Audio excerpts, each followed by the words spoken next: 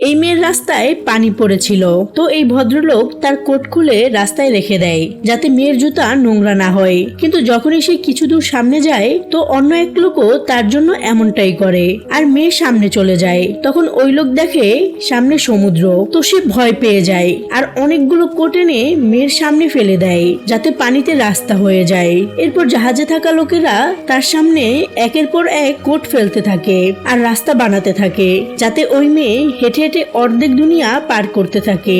সবকিছু একদম ঠিক ছিল, কিন্তু তখন জাহাজ বরফের সাথে ধাক্কা খায় আর মেয়ে এখন পানিতে পড়তেই নিয়েছিল কি তখন তার সামনে প্যারাশুট এসে রাস্তা বানিয়ে দেয় আর মেয়ে তাতে চড়ে একটি দ্বীপে পৌঁছে যায়, কিন্তু থামে না। এই কারণে লোকটি তার কার্পেট ফেলে রাস্তা বানায় আর হঠাৎ করে জাহাজও ঠিক হয়ে যায় আর লোকেরা তার জন্য লাইফ জ্যাকেট ফেলে রাস্তা বানাতে থাকে।